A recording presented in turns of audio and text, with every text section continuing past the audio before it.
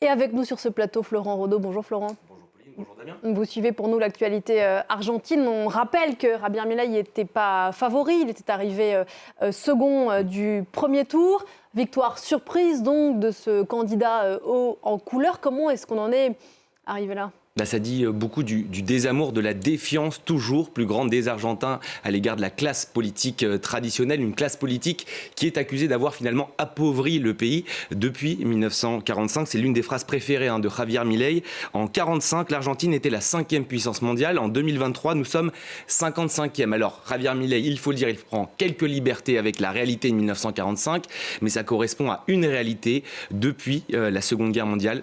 Eh bien, l'Argentine n'a fait que dégringoler économiquement. Et ça, il a bien su le sentir, Javier Milei. On rappelle ces quelques chiffres que vous avez peut-être donnés. 140% d'inflation sur 12 mois. 40% de la population argentine désormais sous le seuil de pauvreté. Et cette exaspération économique, ce sentiment de déclin permanent à la manière de Jair Bolsonaro ou de Donald Trump, qui sont d'ailleurs ces deux modèles politiques, eh bien, il a bien su sentir le vent de la politique argentine, Javier Milei. Donc, qu'on l'aime ou pas, eh bien, il a réussi son coup politiquement, c'est certain. C'est celui qui est arrivé dans cette élection avec le plus de propositions nouvelles. Dollariser l'économie, supprimer la plupart des ministères notamment.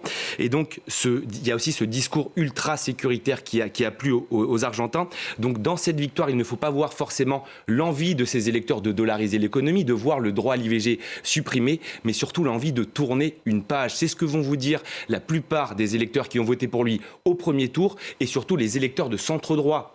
Le parti de Patricia Bullrich, qui pour la plupart, en fait, le vote s'est joué là. La plupart de ces électeurs ont voté Javier Milei. Qu'est-ce qu'ils se sont dit ? Ils se sont dit, on va voter pour les péronistes, l'ennemi juré, ou pourquoi pas avec Javier Milei. Ce sont de nouvelles propositions. Eh bien, ils ont voulu justement donner leur chance au produit. C'est l'un des hashtags qui a fait fureur sur les réseaux sociaux. Elijo creer. J'ai choisi de croire. J'ai choisi finalement de donner une nouvelle chance au pays, même si on ne sait pas évidemment ce que ça va donner pendant 4 ans. Une chose est sûre, le camp péroniste a perdu hier, le camp de centre-droit a perdu au premier tour et risque aujourd'hui la division, et Javier Milei, il a gagné, mais il ne va pas avoir les mains libres pour gouverner. Donc on se demande aujourd'hui qui est l'incontestable vainqueur de cette élection, et la réponse est un peu dans la question. Oui, il faut le rappeler, il a des mesures, il propose en tout cas des mesures très radical, pour autant il n'a pas de majorité. Il n'a pas de majorité au Congrès. Alors ce qui a été indéniablement sa plus grande force hier pour arriver au pouvoir, savoir être novice en politique, sera demain sa plus grande faiblesse. On va se replonger il y a 2 ans, nous sommes en 2021, Javier Milei est élu député de Buenos Aires, mais il est seul. Il y a 4 semaines, lors du premier tour de la présidentielle, il y avait également des législatives, la moitié du Congrès était renouvelée, la moitié de la Chambre des députés, et là il n'a obtenu que 38 députés sur 257. Pas besoin d'être ingénieur en politique pour comprendre qu'il est loin du compte. Il va donc falloir s'allier avec l'aile la plus droitière du centre-droit de Mauricio Macri. Et selon la presse argentine qu'on a pu lire ce matin, environ 50 à 60 députés de ce bloc pourraient le rejoindre pour des textes au cas par cas.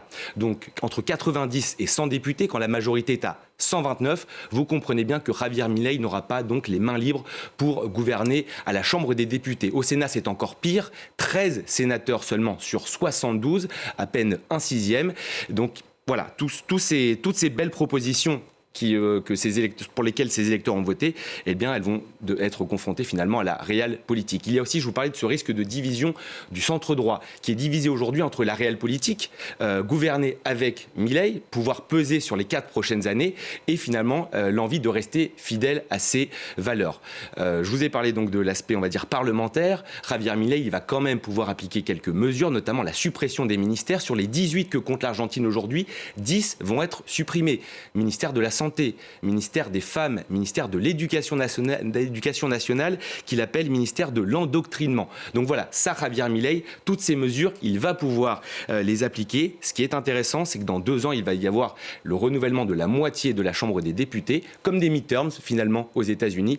Donc les députés, pendant 2 ans, ils vont avoir un poids inédit en Argentine, et on va scruter ces élections qu'on pourrait appeler demi-mandat dans 2 ans avec intérêt. Merci beaucoup Florent. 7h09, on continuera bien sûr à parler de l'Argentine, notamment dans la revue de presse dans un instant, mais la suite du journal, c'est avec vous Damien, et c'est l'actualité au Proche-Orient.